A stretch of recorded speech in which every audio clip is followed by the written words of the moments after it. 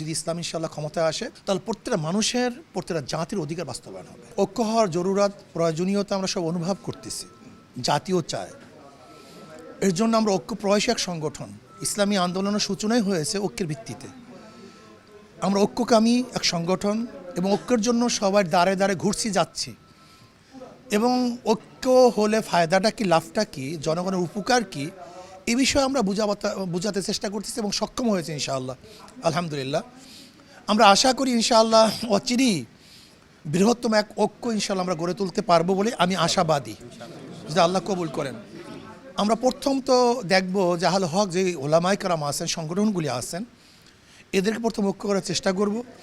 এরপর ইসলাম, দেশ, মানবতা, এই তিন মূল ভিত্তিকে সামনে রেখে যারাই ঐক্য হতে চায় সে ইসলাম ভিত্তিক দল হোক না কেন, অন্য কোনো দল হোক না কেন, ইসলাম, দেশ, মানবতা, এই তিন ভিত্তিকে সামনে রেখে যারা ঐক্য হতে চায় ইনশাআল্লাহ তাদের সাথে ঐক্য করব।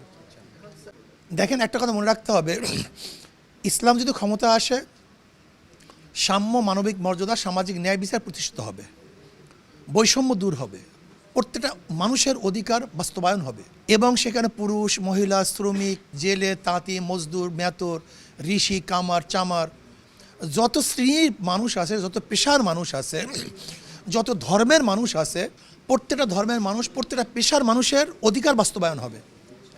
যেখানে মহিলাদের অধিকার ইসলাম সবচেয়ে বেশি প্রদান করেছেন এবং তাদের নিরাপত্তা প্রদান করেছেন।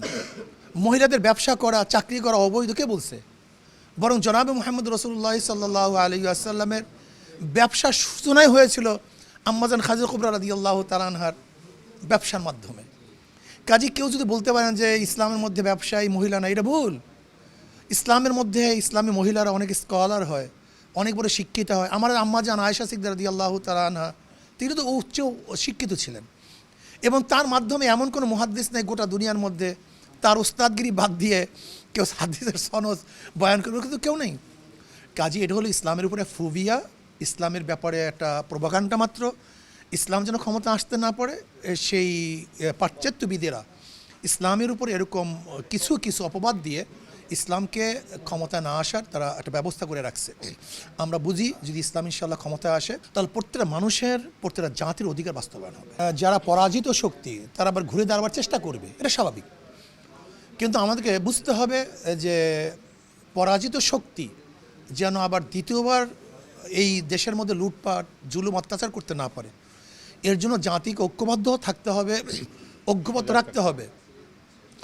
এই ঐক্যবদ্ধ রাখার এখন মূল কাজটা কিন্তু অন্তর্বর্তী সরকারের, অন্তর্বর্তীকালীন সরকারের কিন্তু এটা মূল ডিউটি, মূল দায়িত্ব। একসময় জাতি আমরা ঐক্য হয়েছিলাম, আমরা স্বৈরাচারকে হটাইছি, কিন্তু এখন জাতিকে ঐক্য রাখার দায়িত্ব মূল হলো অন্তর্বর্তীকালীন সরকারের। যে সরকার এখানে ব্যর্থ হয় সবাইকে ঐক্যবদ্ধ রাখতে, তাহলে জাতি ক্ষতিগ্রস্ত হবে। আলেম সমাজ তো সতর্ক আছে, তারা সজাগ আছে, তারা মাঠ ছাড়ে নাই, মাঠের মধ্যে আছে, তারা জনগণকে বুঝাবার চেষ্টা করতেছে, তারা তো সবসময় কাজ করতেছে এবং থাকবে ইনশাআল্লাহ। আমি জাতিকে বলবো, আসুন আগামীতে যেন কোনো লুটেরা, দুর্নীতিবাজ এবং যারা দেশকে লুটপাট করেছে, যাদের মধ্যে সন্ত্রাস আছে, চাঁদাবাজ আছে, এরা যেন ক্ষমতায় না আসতে পারে। এর জন্য জাতিকে ঐক্য হতে হবে, সমস্ত ভোটারদেরকে ঐক্য হতে হবে। যেই দলের মধ্যে চাঁদাবাজ আছে, দুর্নীতিবাজ আছে, খুনি আছে, মাস্তান আছে, ডাকাত আছে, এরকম দলকে যেন এই জাতি আর দ্বিতীয়বার ক্ষমতায় না আনে। যদি দ্বিতীয়বার জাতি ক্ষমতায় আনে তাহলে দ্বিতীয়বার আবারও ভুল করবে। এর জন্য খোদাভীতি যাদের মধ্যে আছে, মুত্তাকিন, যারা আল্লাহকে ভয় করে, দেশপ্রেম যাদের মধ্যে আছে, মানবতা আছে, এরকম ব্যক্তিদেরকে যেন আগামীতে জাতি ক্ষমতায় আনে, এই প্রত্যাশা আমার জাতির কাছে থাকবে।